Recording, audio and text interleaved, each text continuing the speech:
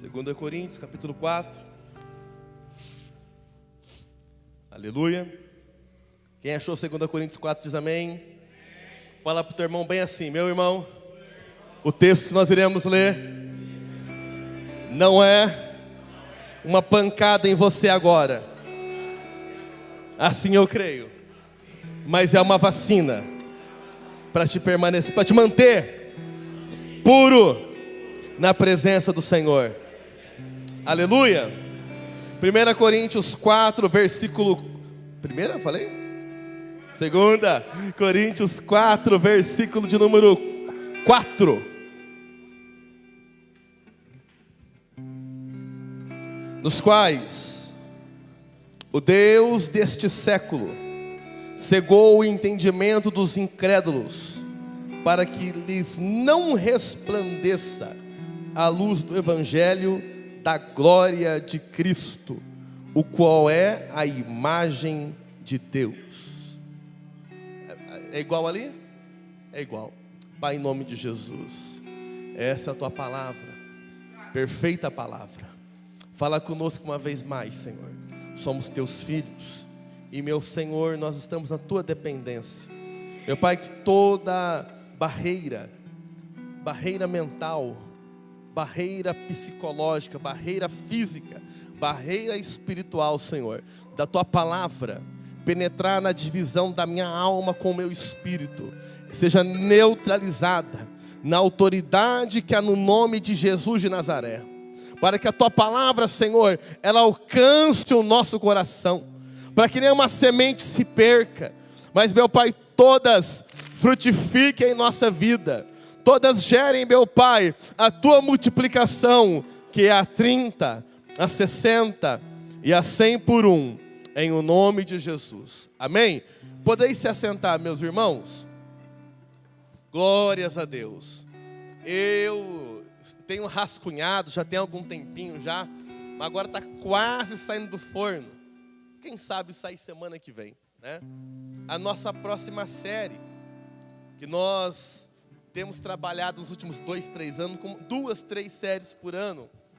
Esse ano a gente teve uma série diferente, talvez você nem percebeu que era uma série, mas era uma série, que foram os dias de rendição e contemplação, onde nós tiramos um tempo especial de quebrantamento, um tempo especial de renúncia, um tempo especial reconhecendo que Ele é o glorioso, que Ele é o grande, que Ele é o eterno, e que nós somos ovelhas do seu pasto, somos filhos, e felizes somos com essa posição. Agora provavelmente a série que, vou dar um spoiler, é spoiler? Nunca lembro, se é spoil ou se é spoiler, mas você já entendeu o que é, né?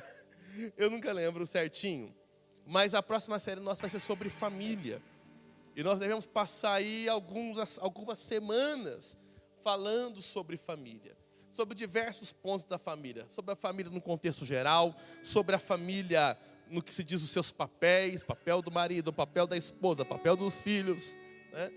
E pensando em família, não tem como eu não pensar no ataque que a família tem sofrido nesses dias, nesta época, melhor dizendo.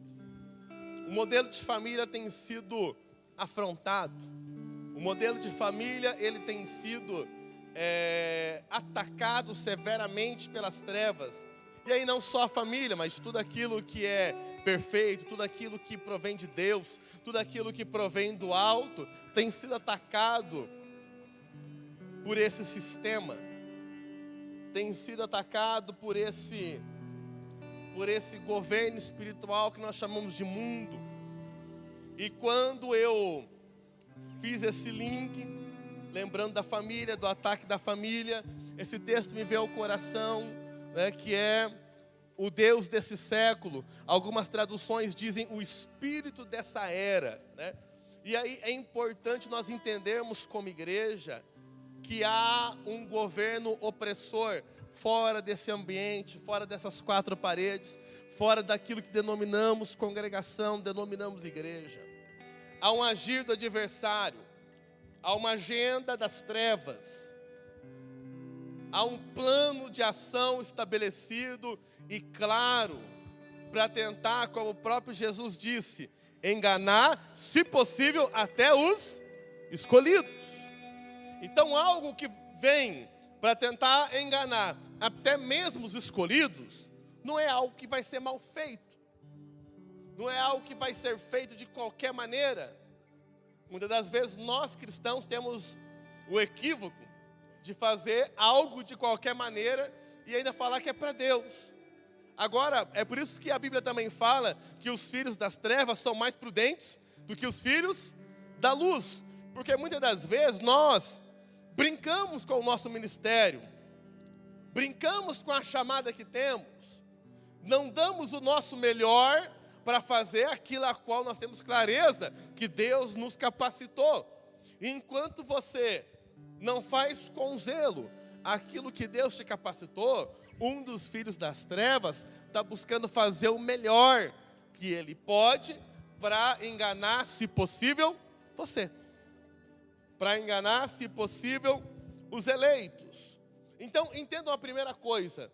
Não se assuste quando você vê aquele termo ali, ó, nos quais o Deus deste século. A nossa língua portuguesa nos ajuda aqui, que nós já sabemos desde a nossa fase de alfabetização, que o Deus dos céus nós escrevemos com D maiúsculo. E qualquer outra denominação de Deus, de outros deuses, nós escrevemos com Deus minúsculo. Então, quando você reconhece o Deus desta era, você não está equiparando ele com o Deus, o Senhor, Jeová. Você simplesmente está reconhecendo que existe uma força contrária. Existe um império contrário. E para esse império existe um Deus. É um pseudo-Deus? Sim, é um pseudo-Deus. Mas ele tem ali a sua esfera de atuação. Ele tem o seu raio de atuação. Quando eu pesquisava sobre isso, eu peguei uma frase de John MacArthur, que ele diz assim, ó, a expressão Deus desse século, dizendo que Satanás controla a atual disposição de mente do mundo, pelo qual ele expressa ideias, opiniões, objetivos, esperanças e visões da maioria das pessoas. Isso envolve as filosofias, a educação e a economia do mundo. Então, o Deus desse século, ele governa esses instrumentos para que ele consiga colocar a sua agenda em ação, para que ele consiga colocar a sua agenda em pauta. É interessante lembrar que talvez um ano atrás, pouco mais de um ano atrás, muitos cristãos tiveram um choque quando observaram as agendas políticas. Agora, sem falar de personagens políticos, falando de agendas políticas, falando de agendas partidárias. Por quê? Muitos olharam uma agenda e entenderam, opa, essa agenda aqui está alinhada com os nossos valores. E aí muitos outros cristãos olharam uma outra agenda e entenderam, aquela agenda, ela não está alinhada aos nossos valores. Porém, quando fomos olhar ao nosso redor, aquela agenda que não era alinhada aos valores da Bíblia, ela estava amplamente disseminada. Ela havia penetrado na sociedade em caminhos profundos, em raízes profundas. Por quê? Porque houve um cuidado, houve um trabalhar dessa agenda. Essa agenda foi bem cuidada. Essa agenda foi bem trabalhada.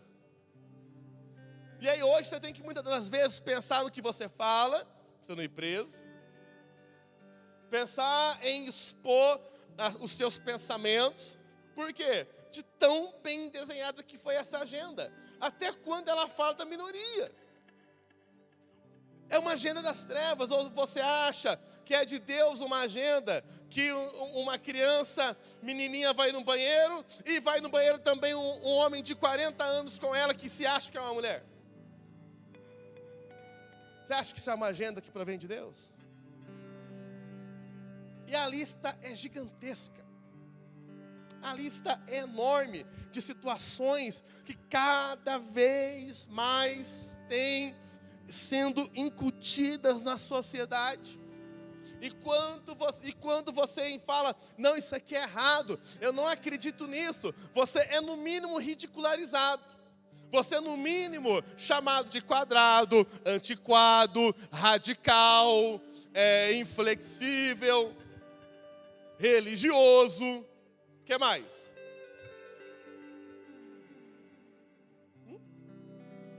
Intolerante. E preconceituoso. E é outra lista que também é enorme. A lista dos adjetivos também são enormes. E aí, meus irmãos, eu tenho algo comigo que eu recomendo para você. Né? A minha opinião não vale nada. A minha opinião, se valer alguma coisa, vale para mim. Agora, a opinião de Jesus, eu quero morrer por ela. Eu quero morrer pela opinião de Jesus. Eu quero ser fiel até o último momento pela opinião de Jesus.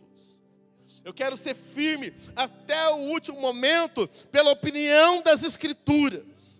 Eu quero ser homem até a última consequência para ser fiel ao que as Escrituras dizem.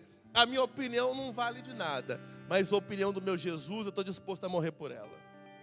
Estou disposto. E não se enganem. Dias difíceis virão. Dias difíceis virão, porque Efésios 2, coloca para mim, por favor, Efésios 2,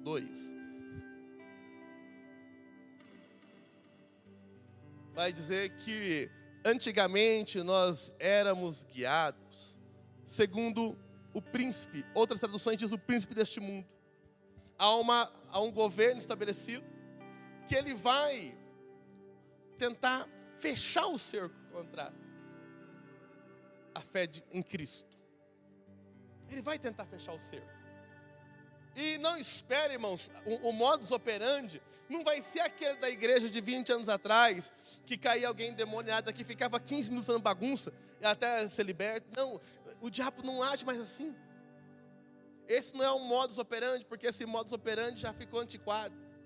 Fala para o teu irmão, o diabo se modernizou. Se moderniza também.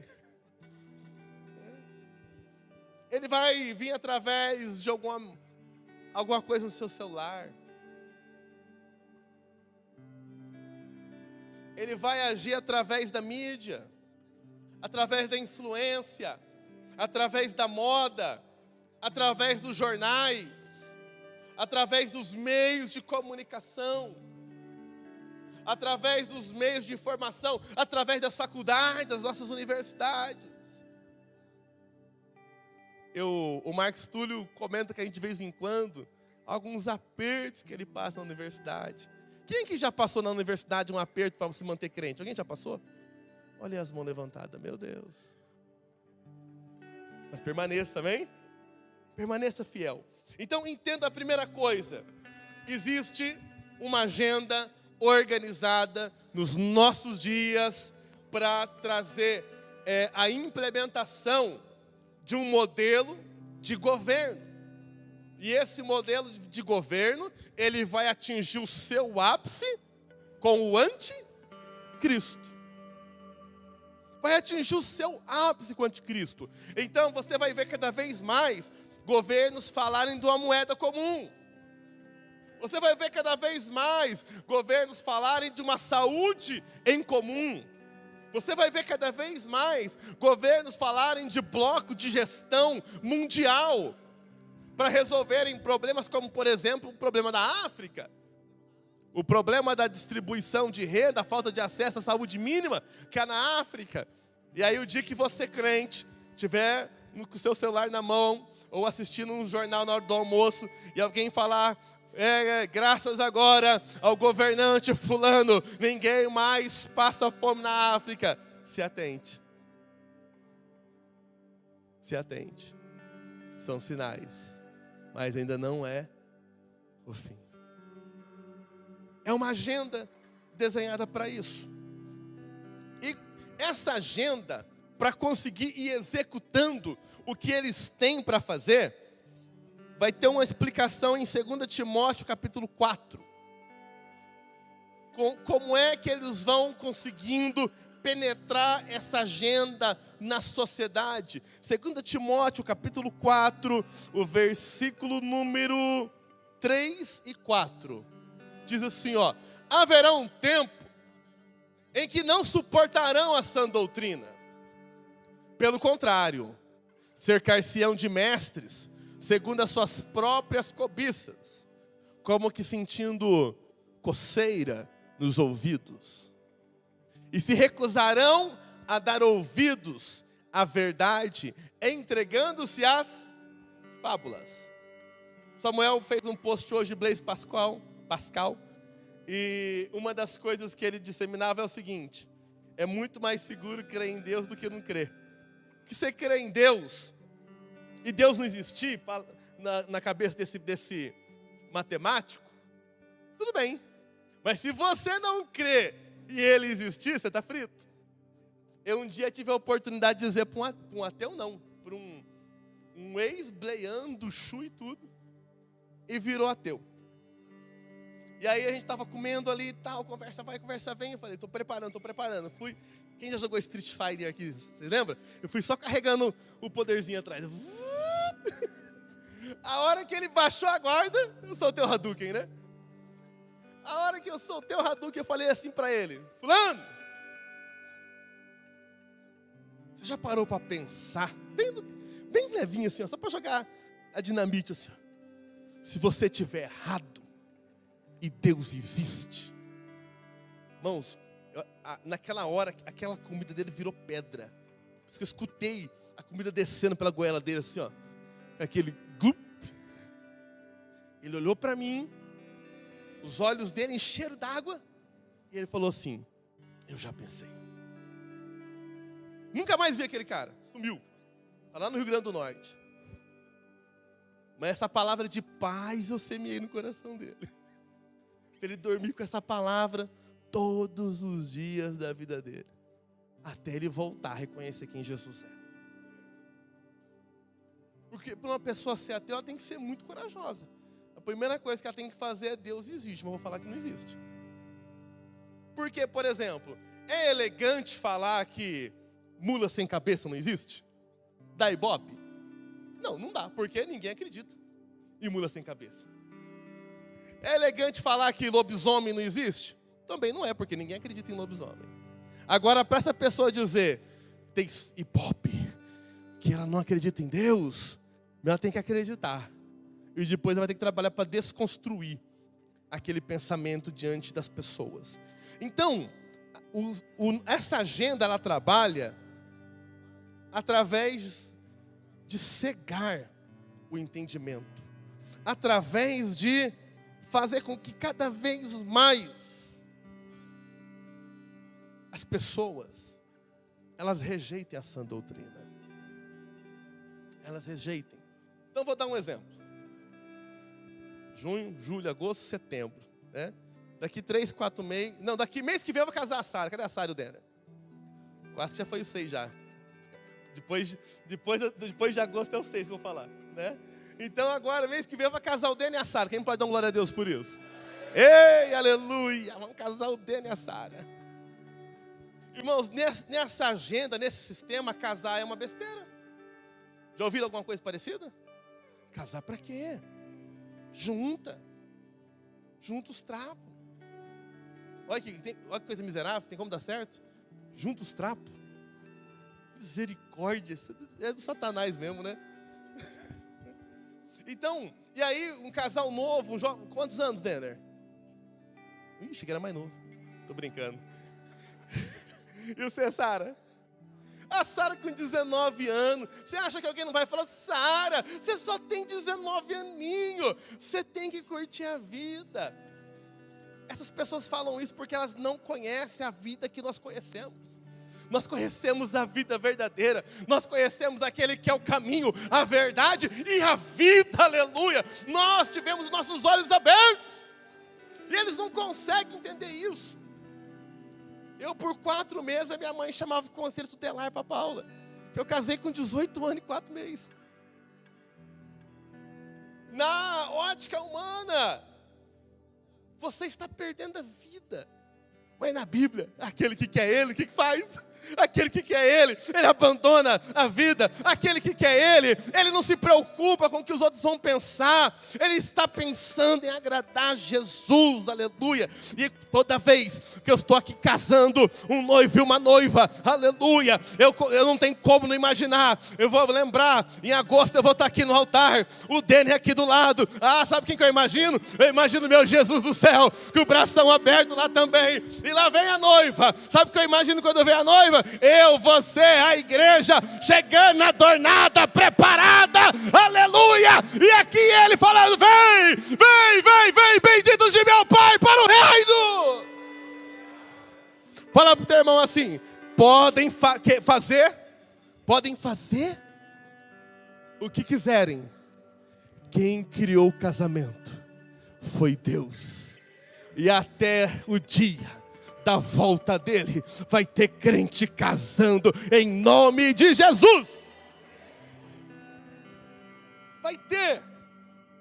Mas o ensino, a agenda, é para que isso seja alguma coisa que já passou. Alguma coisa que já não tem mais sentido. Um jovem se guardar, não, tem que aproveitar a vida. Mesmo discurso. Não, vai para as baladas, fala o que você quiser da sua vida. Eu já entendi que a minha vida não é mais minha. Eu entendi que há 2000 anos atrás, Jesus subiu no madeiro e derramou o sangue dele, para que todo aquele que nele crê não perecesse, mas tenha a vida eterna. Você acredita nisso? Você acredita? Então quero te lembrar de uma coisa: a tua vida não é mais sua. Ele olhou para você, independente dos rótulos que você tinha, e ele olhou e fez assim: eu pago por você um alto preço, aleluia. Eu pago por você um alto preço. E a Bíblia vai dizer que ele tomou, aleluia, as acusações que eram contra nós, aleluia, e encrava elas na cruz, expondo publicamente os principados e potestades ao desprezo. Fomos comprados. E quem é comprado começa a deixar de ter escolhas próprias. Quanto mais você entende que Jesus comprou a sua vida, mais fácil é de você obedecê-lo. Mais fácil é de você seguir a palavra. Mas não se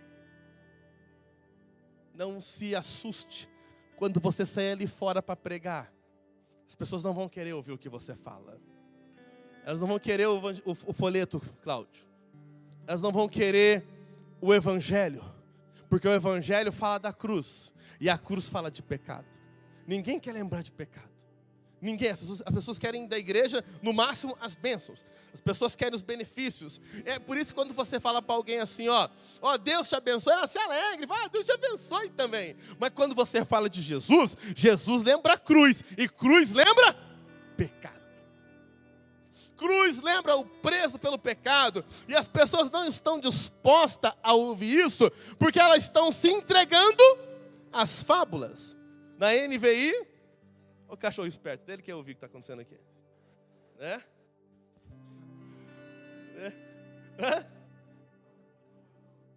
Se o pardal encontrou casa, o cachorro encontrou uma portinha ali.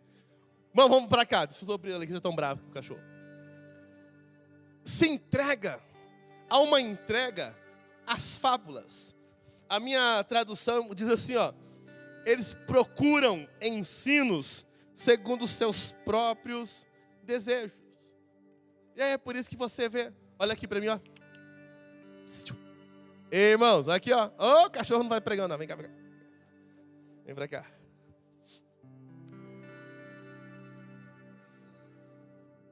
É muito perigoso. Esse lugar é muito perigoso porque hoje existe uma série de seitas que se estabeleceram porque as pessoas cada vez mais não querem o evangelho por inteiro. E aí hoje, se você entrar no Google, você encontra igreja do jeito que você quiser. Você encontra igreja que você pode casar com pessoa do mesmo sexo. Você encontra igreja que você pode beber do mesmo jeito. Você encontra igreja que você nem precisa ir para a igreja. Você encontra igreja que você não precisa contribuir. Tem igreja do jeito que a pessoa quer. Por quê? Igrejas formadas para satisfazer desejos. E aí, irmãos, há alguns gatilhos. Gatilhos nossos. Gatilhos do... agora ele está forçando a barra. Agora ele está forçando a barra. Subir no altar, fez sacrifício.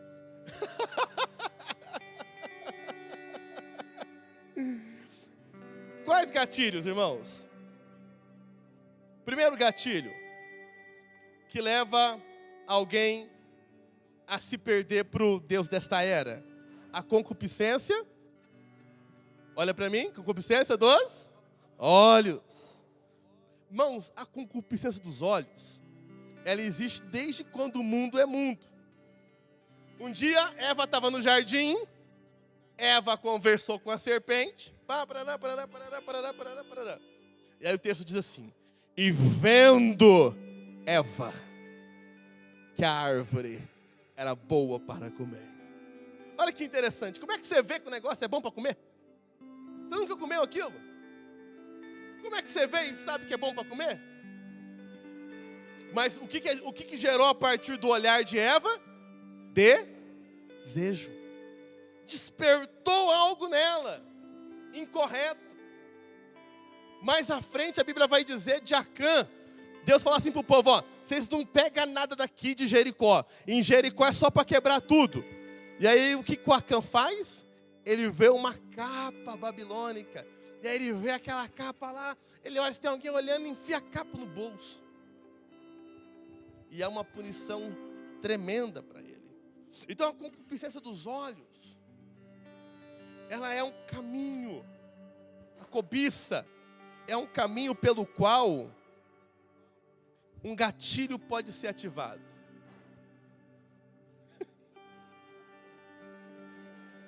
Eita!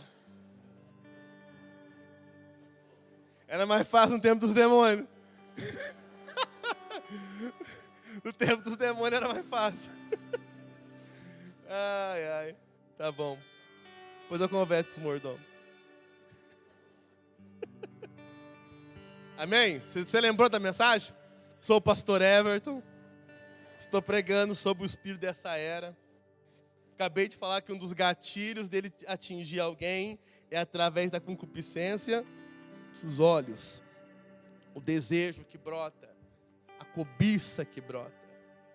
Outro gatilho é a concupiscência da carne.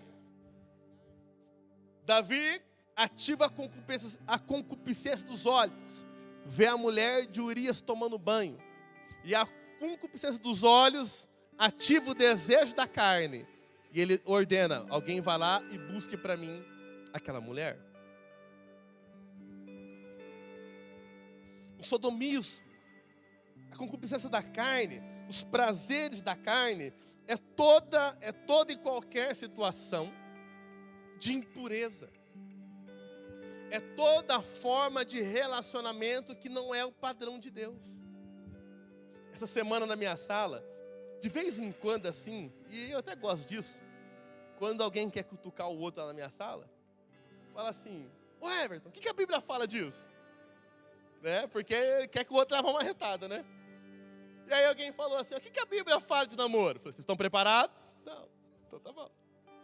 Aí eu falei para eles assim, olha, a Bíblia não fala de namoro, a Bíblia fala de solteiro e fala de casado. Não tem namoro.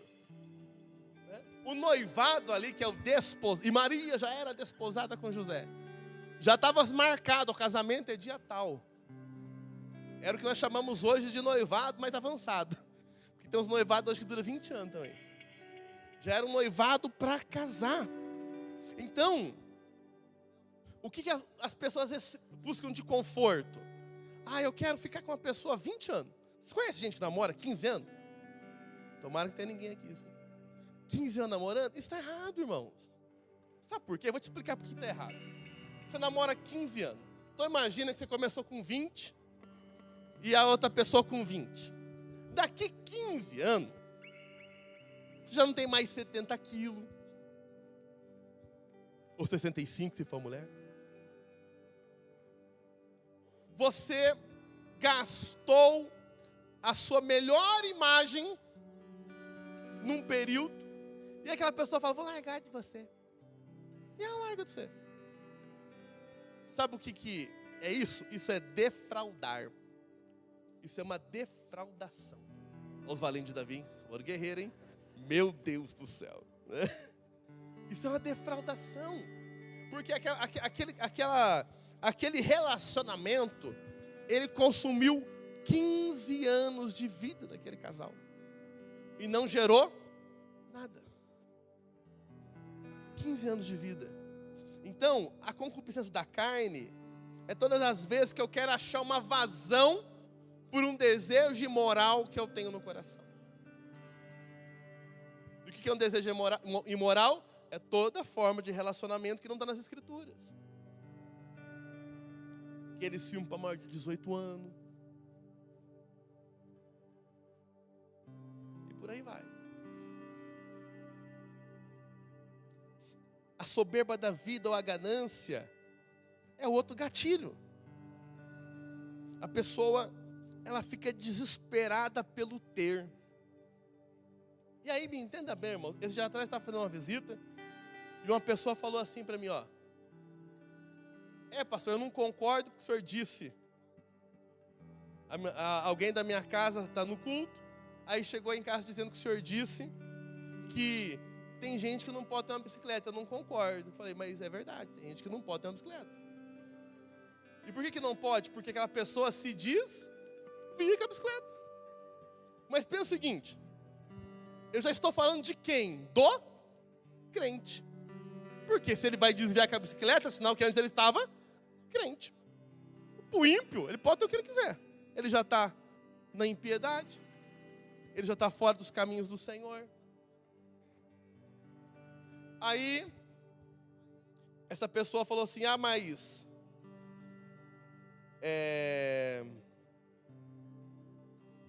eu fiquei sabendo que o senhor ensinou que a gente não tem que querer nada aqui da terra não, porque nós vamos para o céu, se querer da terra é ganância. Não, irmãos. Se você tiver Deus em primeiro lugar da sua vida, e se o que você tiver não te afastar do Senhor, eu quero que você dizime 1 milhão nessa igreja. 3 irmãos quer, então tá bom. A fila ficou pequena, vocês viram aí, né? Eu quero que vocês dizimem 1 milhão aqui, irmãos. Desde que Deus continue sendo o primeiro da sua vida. Então o problema não está no ter, pastor Eduardo, mas está a ordem que eu coloco. Que ordem eu coloco na minha vida as coisas? Que ordem eu coloco? Né? Quando a gente fala de Sodoma e Gomorra, é natural a gente pensar o seguinte: por que Sodoma e Gomorra foi destruída? Qual foi o pecado de Sodoma e Gomorra? A gente já lembra na hora do quê? Da imoralidade. Projeta para mim, tem 2 cabeças ali. Projeta para mim, Ezequiel 16:49.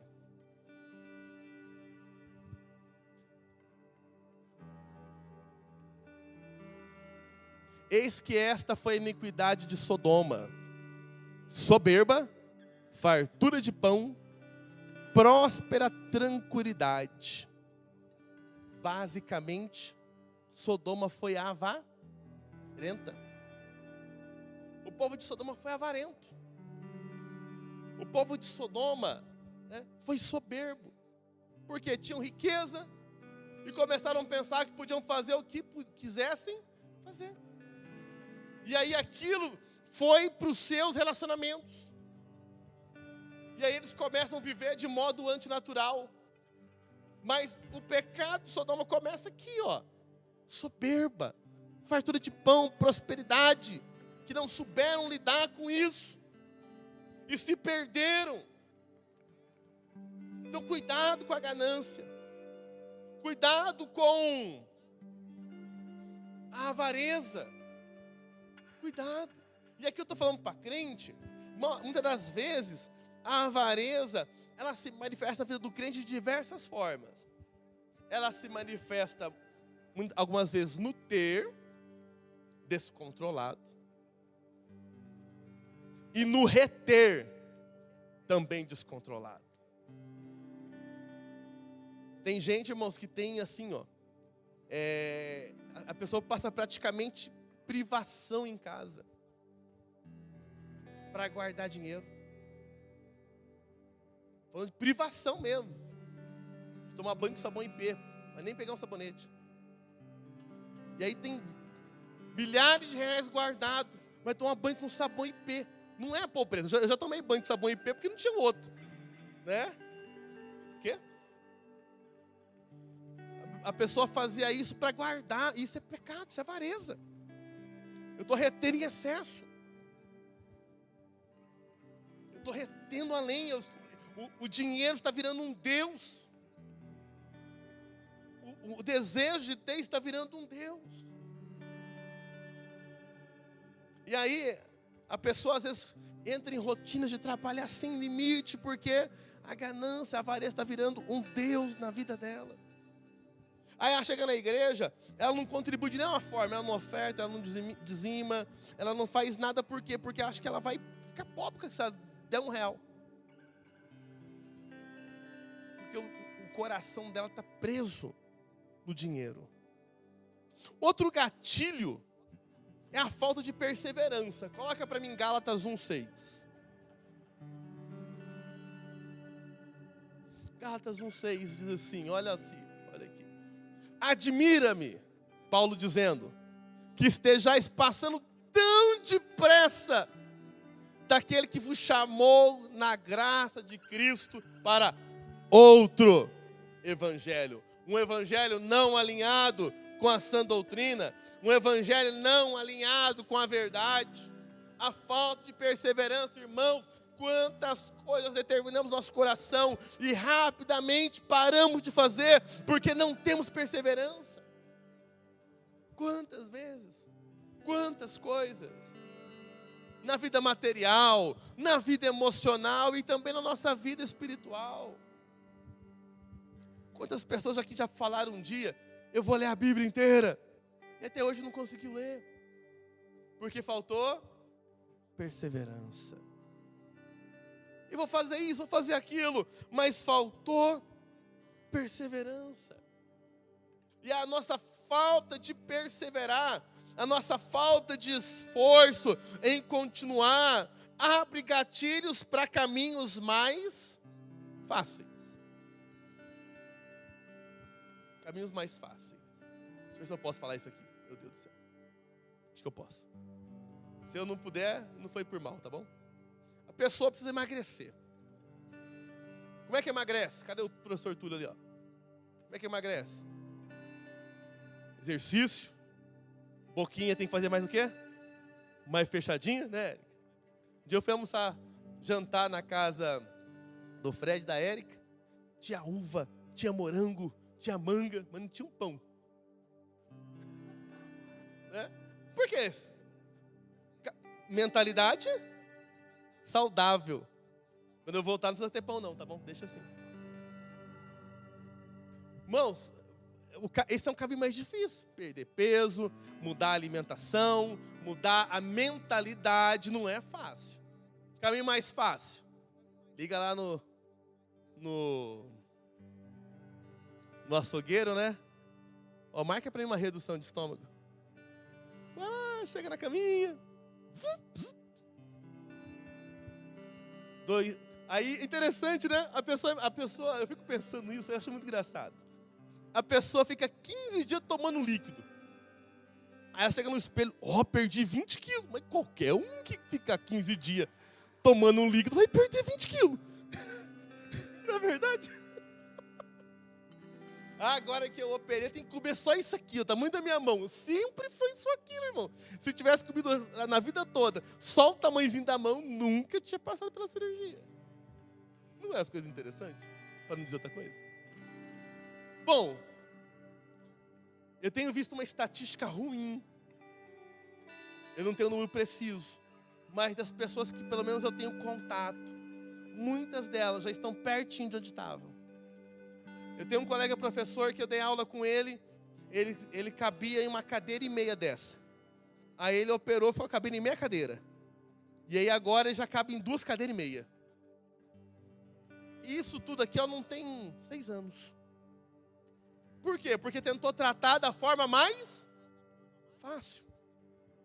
Não respeitando quem tem que fazer por motivo de saúde. Eu não sou médico de ninguém. Mas é um caminho mais fácil. E existem outros caminhos aí.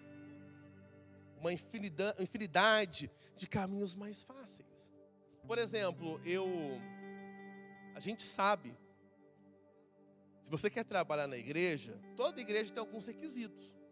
Então, por exemplo, um casal que mora junto, ele não pode assumir um cargo na igreja. Por quê? Porque ele está violando a lei do amor.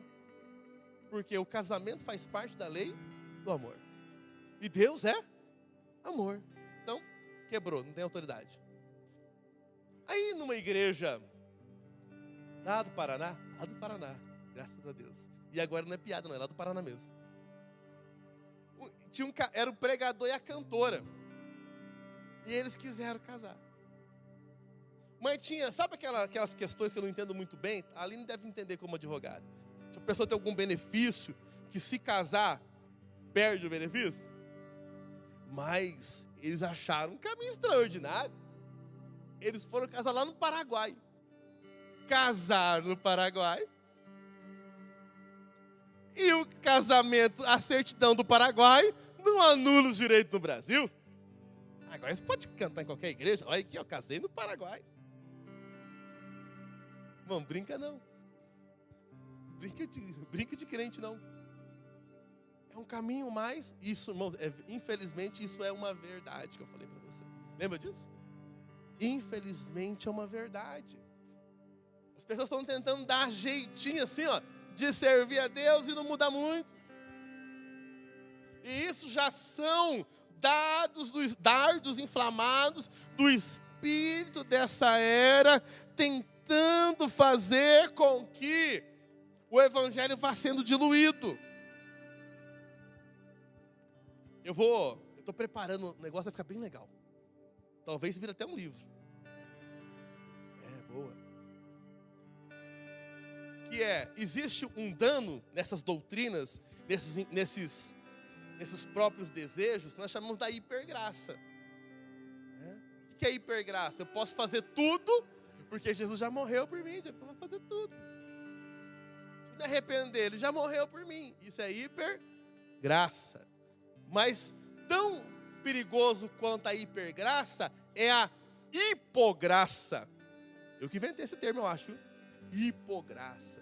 O que é hipograça? É uma ausência tão grande de graça que se você errar, já está condenado. É um evangelho, é uma pregação que ela só exalta a morte, ela não te dá um caminho de vida. Ela só te traz acusação, não te traz reparação. E nós também temos um monte de igreja assim. Eu e minha esposa conhecemos um cidadão que ficava todo dia sentado na esquina. A hora que dava 10 da manhã já estava bêbado. Por quê? Um dia ele era de uma igreja e falaram assim para ele: você pecou, você não tem mais perdão, o inferno te espera. E ele está esperando o inferno, já tem uns 25 anos. Isso é uma hipograça. Isso é um evangelho que não é o evangelho de Deus. É por isso que Paulo fala: vocês já estão indo para um outro evangelho. Não é um evangelho genuíno, mas é um evangelho que é deturpado segundo a eficácia desse sistema, para que as pessoas achem que está tudo bem, quando não está tudo bem. Luiz Hermínio diz uma coisa assim, que a coisa mais perigosa que tem é a pessoa desviada dentro da igreja. A pessoa pode estar dentro da igreja, pode ter chorado no louvor, pode ter dado seu dízimo, sua oferta aqui, pode estar atento ouvindo a pregação agora, mas está desviada. O coração dela não está em Deus. O coração dela se perdeu em algum lugar no caminho. O coração dela, em algum momento, se perdeu da caminhada. E aí, voltando ao texto de 2 Coríntios 4:4, o estado dessas pessoas é uma pessoa sem visão. O Deus desse século, ele tem cegado, 2 Coríntios 4:4. O Deus desse século, ele tem cegado. Elas não estão vendo. E quem não vê, tromba toda hora. Quem não vê, cai em buraco. Quem não vê, depende da boa intenção de quem vai falar para ele: atravessa a rua agora ou não atravessa. A falta de visão, ela afeta o nível de independência. A falta de visão, ela afeta o nível de autonomia daquela pessoa. E aí elas não estão conseguindo ver a luz do Evangelho. Esses incrédulos, eles têm estado com a sua mente cauterizada. Eles não conseguem, não estão conseguindo ver a luz do Evangelho. E aí acreditam em várias coisas. Por exemplo, tem coisa bonita que eles acreditam. É bom doar cesta básica? É bom ou não é bom? É bom. É bom. Vou fazer boas obras para que eu seja salvo. Tem muita gente que crê nisso. E isso é um evangelho deturpado. Porque a salvação não é por obra. A salvação é pela fé. A salvação é um dom de Deus. Pessoa cega por um evangelho verdadeiro, ela acredita em salvação por obra. Ela acredita ainda em reencarnação. Ela acredita em purgatório. Por quê? Porque ela está cega por um entendimento ainda bíblico. A luz do evangelho ainda não chegou.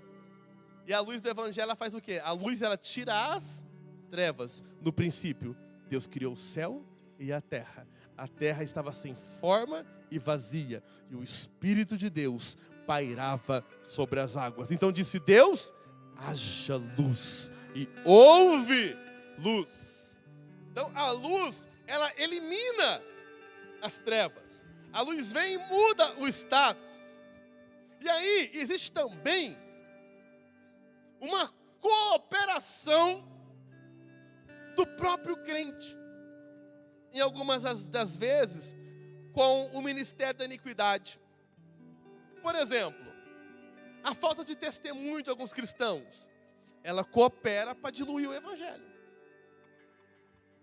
Todas as vezes que um cristão dá um mau testemunho, ele coopera para que alguém olhe: quer saber de uma coisa? Eles são pior que eu. Já viu alguém dizendo isso? Eles são pior que eu.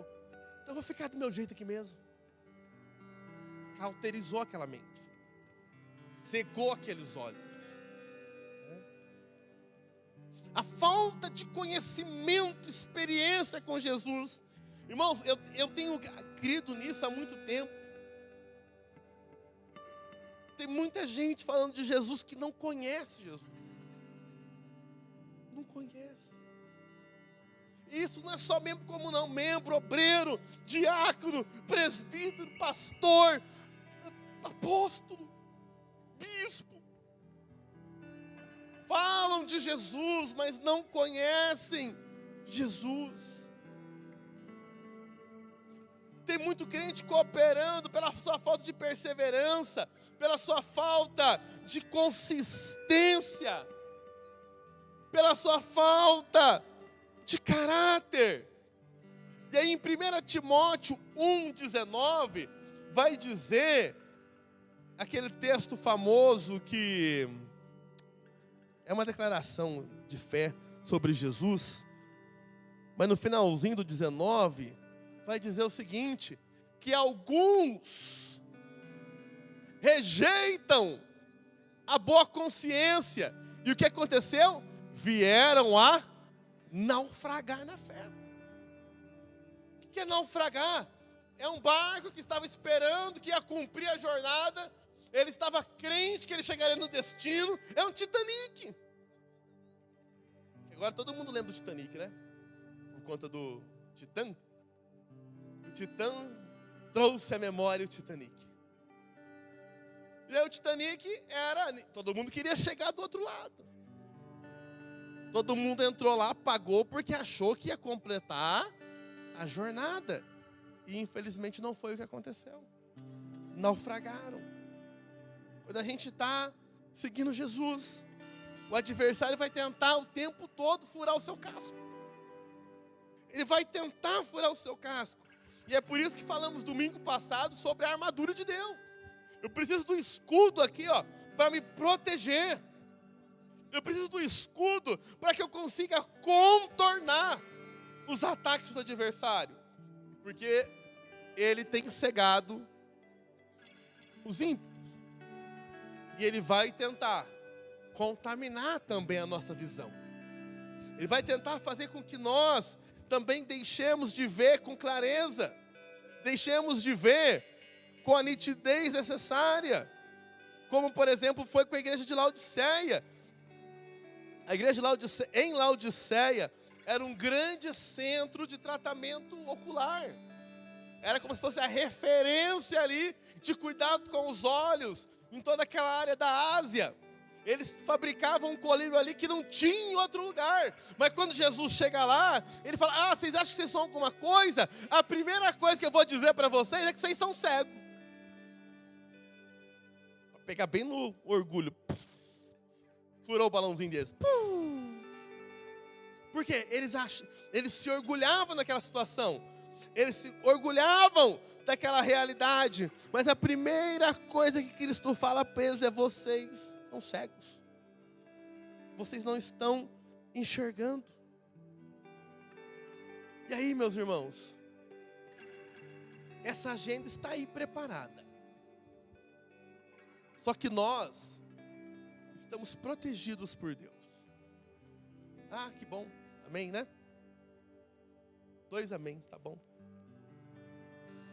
Você está protegido por Deus dessa agenda. Enquanto você preservar o seu coração nele. Enquanto você buscar nas Escrituras. A primeira coisa que ele fez quando você o aceitou, sabe o que ele faz? Ele faz uma transição. Ele vai lá e te resgata do domínio do império das trevas. E te traz para o reino do Filho do seu amor. Ele te traz para uma outra realidade. Ele te traz para um outro contexto. Ele te traz para um outro povo. Ele te traz para uma outra realidade. Ele te traz para viver um novo tempo. E aí, meus irmãos, nesse novo tempo a qual estamos vivendo, é extremamente importante que duas coisas aconteçam. Primeira coisa, você precisa ter olhos abertos. Você precisa ter olhos que veem com clareza. Olhos que veem, porque o ataque das trevas é para cegar. Segunda coisa, o ataque das trevas, ele cega o entendimento para que as pessoas não vejam a luz. E aí você tem um chamado. Você tem um chamado para que uma luz resplandeça em você. Para que a luz do Evangelho ela resplandeça sobre a sua vida. Eu queria ler um texto em Efésios 1. E aí eu já queria pedir para você ficar de pé comigo. Efésios 1, versículo 16, tem uma oração de Paulo.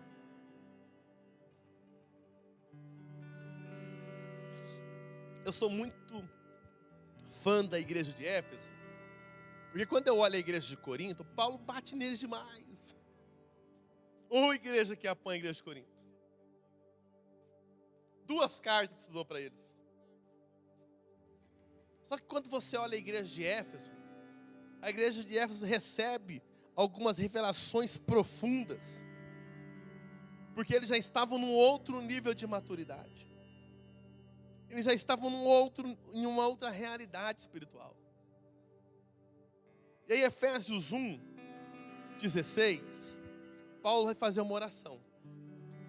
E a oração de Paulo é assim, eu não cesso de dar graça por vós, fazendo menção de vós nas minhas orações, para que o Deus de nosso Senhor Jesus Cristo, o Pai da glória, vos conceda espírito de sabedoria e de revelação, no pleno conhecimento dele, e iluminados os olhos do vosso coração, para saberdes qual é a esperança do seu chamamento, qual a riqueza da glória da sua herança nos santos. Eu vou parar aqui um pouquinho. Presta atenção nisso. O Deus desse século, ele quer afetar a sua visão para que você não veja a luz do Evangelho. A oração de Paulo é para quê? Os olhos do seu coração, eles sejam iluminados. Aleluia! Iluminados. Vendo e iluminados. Mas há um porquê disso. E muitas das vezes, nós não permanecemos firmes e constantes pela falta de um porquê. Por que eu vou permanecer firme? Porque o Wallace, líder dos jovens, pediu. Às vezes é pouco, Wallace. Por que eu vou permanecer firme? Porque o pastor Everton, o pastor Samuel, o pastor Vandes, o pastor Mário, o pastor Eduardo, a pastora Paula pediu. É pouco também. Por que eu vou permanecer firme para não desagradar minha família? É pouco também. E aí Paulo fala assim, olha só, os seus olhos do coração precisam estar iluminados para você saber qual é a esperança do seu chamamento. Olha para alguém e diz bem assim, você sabe por que Deus te chamou?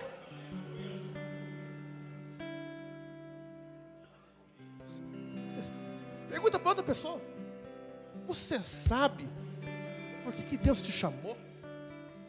Enquanto essa pergunta tiver uma resposta nítida, você é um alvo fácil. Agora, quando essa pergunta tiver uma resposta nítida e clara, ninguém tira você das mãos dele, porque ele fala, ninguém arrebatará os meus das minhas mãos. Qual é a esperança que você tem na sua chamada? Fala para o teu irmão de novo, ele te chamou para fazer alguma coisa.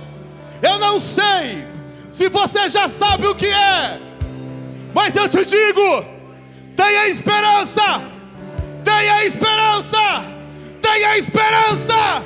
Ele não chama ninguém para qualquer coisa. Os projetos dele são eternos e gloriosos.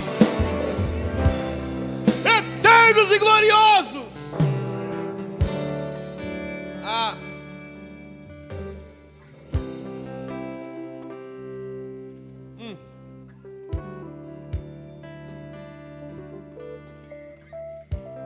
Mais uma vez, eu não sei se você sabe.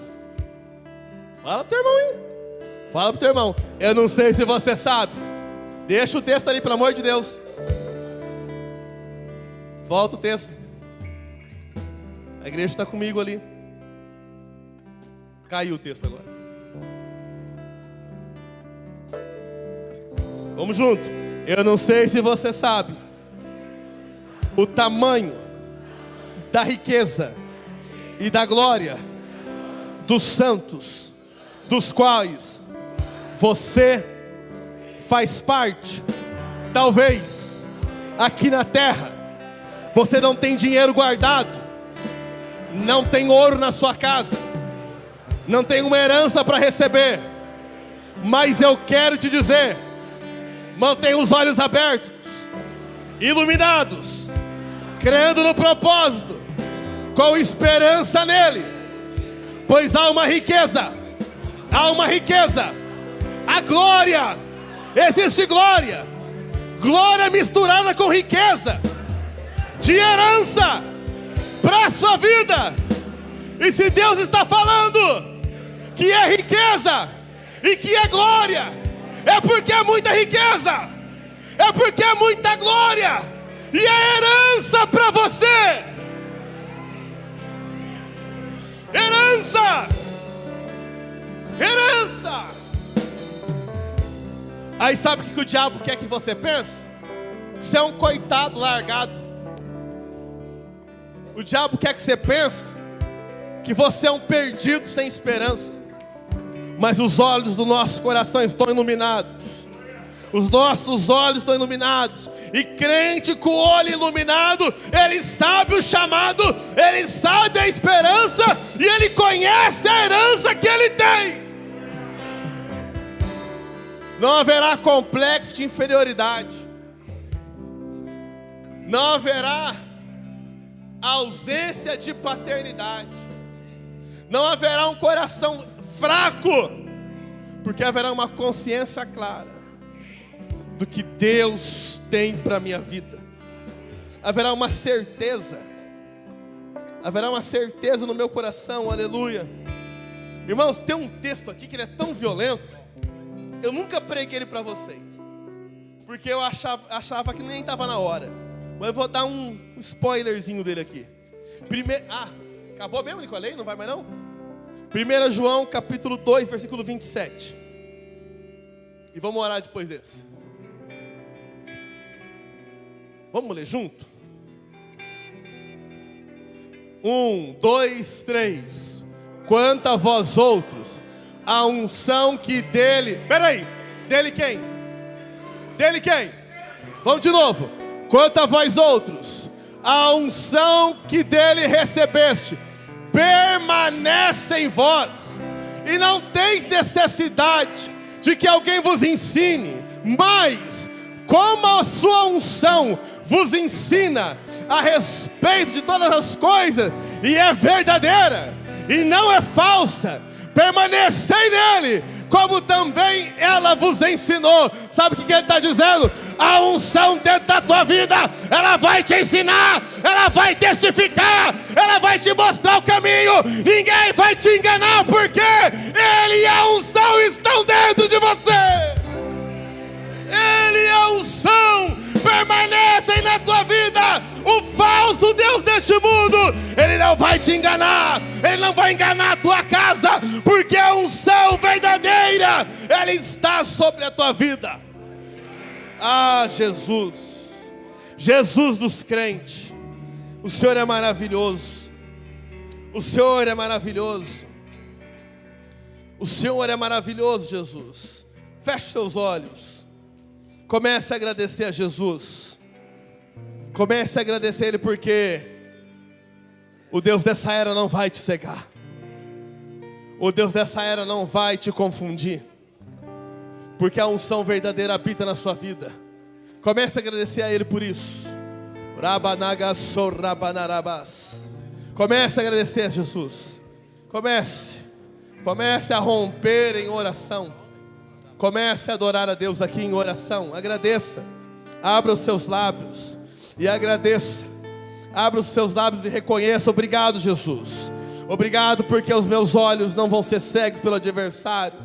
Obrigado, Senhor. Obrigado porque os meus olhos não vão ser cegos para a verdade. O Teu Espírito Santo ilumina os meus olhos. O Teu Espírito Santo, Ele tem me dado direção, Ele tem me dado um entendimento daquilo que o Senhor quer fazer na nossa vida. Continue aí agradecendo a Deus, orando ao Senhor, aleluia, porque há uma herança para você, aleluia. Há uma herança sobre a tua vida, há uma promessa poderosa.